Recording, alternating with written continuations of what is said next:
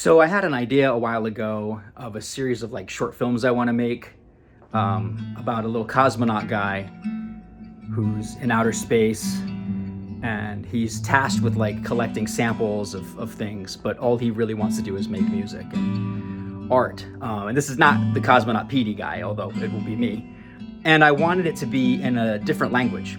I wanted to kind of feel like old, Soviet era cosmonaut Russian stuff, but I don't want to speak Russian. I don't speak Russian. I speak a little Hungarian, so I'm going to mix that in there.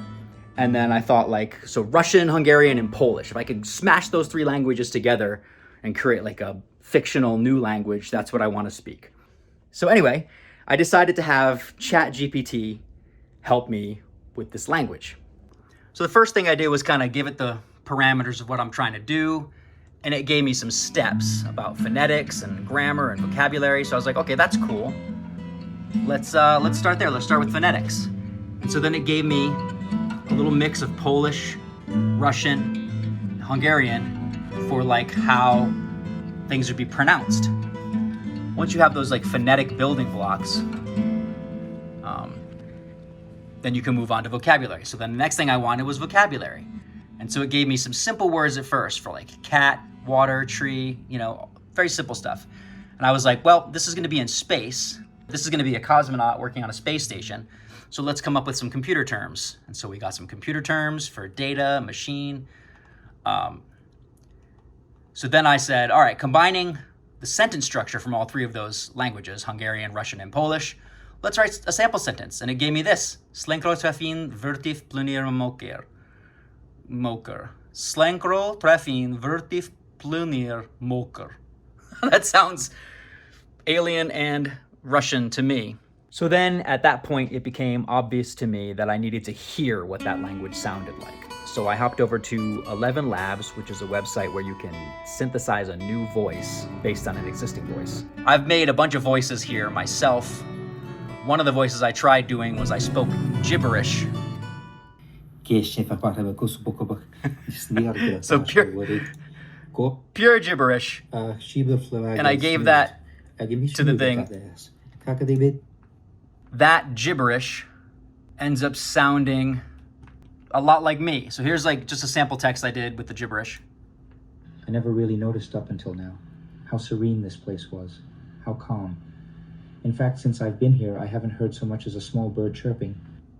So that's not me. It's the robot me. It got that from my gibberish. It turned my gibberish into a full... Anyway, that blows my mind. So here's that fake Russian, Polish, Hungarian language sentence spoken by the computer Pete. Slenkro trafin vertif plunir moker. Slenkro trafin vertif plunir moker. It's like I cast a spell. So then I got some more sentences, and then I finally had it do a dialogue between the cosmonaut and its robot. I don't know if I'm going to use this one because it's kind of illegal to do this, but I trained a voice on HAL from 2001, and I got this. Slenkro trafin vertif plunir mokur. Buzna kotar mokur esut. Kodren vertif plunir krevat. That's awesome. And then this is me doing that exact same thing. Slenkro trafin vertif plunir mokur. Buzna kotar mokur esut. Kodren vertif plunir krevat. So to me, that's crazy. That's not me speaking. That's a computer using my voice that I trained on gibberish, speaking a gibberish language that I invented with the help of AI. What even is life? So then it came time to come up with a visual language for it. So I used this site called Artbreeder, and I gave it some Cyrillic reference, and then some AI stuff I did a long time ago that had weird accidental phrases on it, and started generating some interesting text that way. I brought those into Illustrator, carved out the ones that I liked, and started assembling a language. Some of this stuff to me looks a little too spacey, but it also feels a little feels a little Star Trek-y. But then some of the letters feel very Russian, like that. Anyway, this is the word Das PD in my new language. And this is that phrase, Leviko tarsugir yuris esetek. And then that's that. And I want that kind of writing on like the screens. I want it on like warning labels of things. I just want it on everything. I want this to feel real, you know?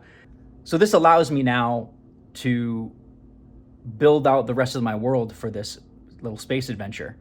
I have a language that things can speak. I have a written language that can be printed on things. I will voice my own character, but I can hear what it's supposed to sound like from the computer version of me. Or if I'm having a lot of trouble saying a line, maybe I'll just use the computer version of me. I don't know.